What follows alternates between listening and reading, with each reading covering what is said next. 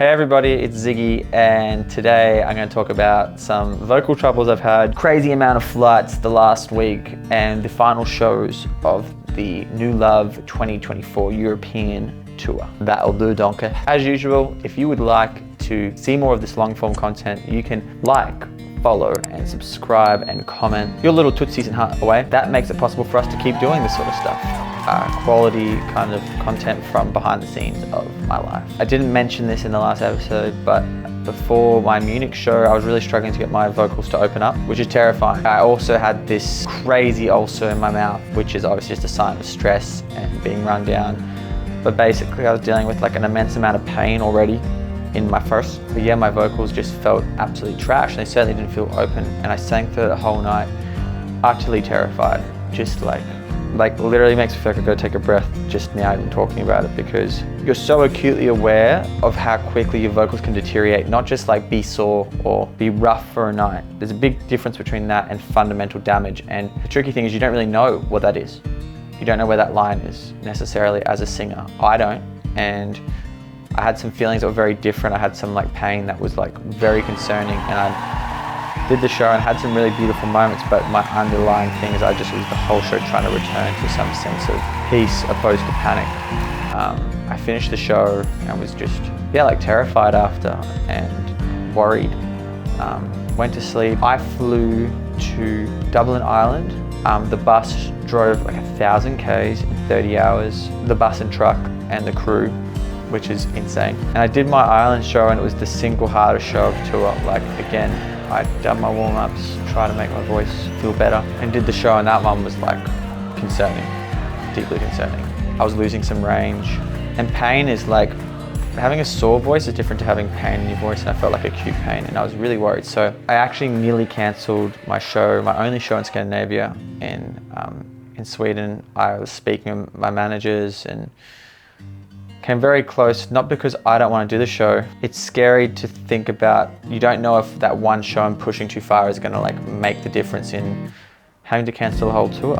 And I sat down, meditated, had a day of like, pretty much had a day of silence, which anyone who knows me, that's bloody hard. And I did the Gothenburg show, and it was amazing. It was one of my favorite shows of the whole tour. My voice felt pretty good, and I think perhaps I've just been dealing with the throat infection in hindsight. But I just actually today had an ENT checkup here in Lisbon, Portugal. Had the vocal check with the camera, and everything's looking good, which is really good. So yeah, so I got the all clear. We've done a crazy amount of flights. For people who don't know, we left the bus in Ireland, and bus touring is a ridiculous luxury because you have all your gear with you, you fall asleep, the driver takes you to the next city. It's a very sustainable way to tour. It's very expensive, just being totally honest with you. That's why not everyone does it. That's why I couldn't do it at the start. But with the big team that we've got and the incredibly lucky position we're in, we can afford to do it. The last couple shows have been flight shows, and flight shows are so hard because you've got all this gear, and in and out of airports each day can be like, has been like some of the biggest nightmares ever. Anyone who's ever flown can know that this can be the case. But flying with like up to 22 pieces of 23, 32 kilo luggage typically makes it even harder. The last show is sold out. It's in Lisbon. I love being in Portugal. The vibe's insane. The show is sold out, and it's my final show of, I guess, this European leg for 2024. Mama. That's gotta stay.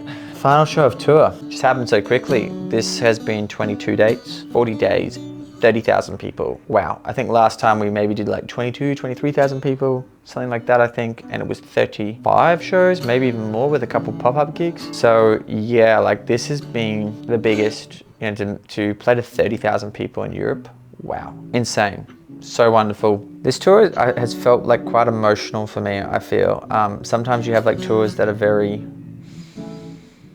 you're just on a constant up. Some tours you're on a constant down. That sucks. But this tour, it just felt kind of emotive, I guess. Psychologically, coming back and doing 2 world tours is like, whoa, that's a lot. And I've had these really glorious moments, and it's been really good. I just would say last year I had such an upward trajectory on my personal life. I wouldn't say I've plateaued, but in some ways maybe I plateaued more, which we all get that feeling sometimes. You don't always have this exponential growth. But the show is really good, and sometimes you just have to stick to plan. You have to be thankful. And I am really grateful. I'm incredibly grateful for how things are and have been on this tour. It's great. I do feel like I maybe found a bit more of my personal ceiling, in the sense of my life has been pretty much always pushing growth and growth and growth, and I think that I've found some in a really positive way. Nathan said something important to me, know what your ceiling is or what you're aiming for, and that's really important, and in a lot of ways I already have everything. I do believe I kind of have everything that I possibly need for the conditions of my happiness. And I'm definitely looking forward to continuing to refine the process. But there's this idea you have to keep doing bigger shows, and it's wonderful to keep doing bigger shows, but it's not necessarily what the fans want. And it doesn't necessarily mean shows are better. And in fact, for the fans, the intimate shows are usually better. If you're lucky, you have enough people that want to come to a show that it becomes a big show. And it's just not so apparent to me anymore that I have to do bigger shows than these that I consider to be big, 3,000, 4,000 people, some of these shows. Maybe that's the sweet size. Maybe that's as big as I need to do shows. Maybe I can do 2 nights. And I'm not limiting shows bigger in Europe than that. Perhaps, particularly in some of these places, we might do bigger shows again in the future, if you're so lucky. But as far as the desire to do it because it's something that I should do, I'm not convinced necessarily. It's just wonderful to play music, and it's wonderful to still have some level of intimacy. And you can achieve that in 1,500 cap to, I've played shows that feel relatively intimate that are 8,000 cap shows, so it depends on the venue. But I've been reflecting a lot.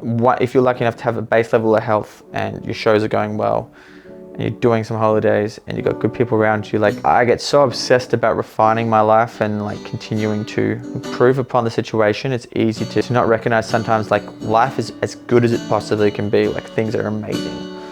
And it's not from a lack of gratefulness, it's that I've arrived here by a complete obsession and pursuit of trying to do something excellent. But sometimes you've kind of actually figured it out, and you just got to remember what is fundamental, the reasons you are healthy, and why you have good people around you. And just make sure, if that's all you achieve in a day and you're not just on some exponential climb in every area of your life, that it's easy to lose sight of those things that bring you a fundamental peacefulness and health and vibrancy. Thanks for listening. That was a long one.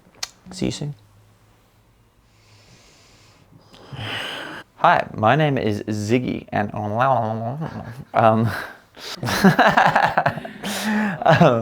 know what I'm saying. The final thoughts. Some final thoughts. Stay hydrated, folks.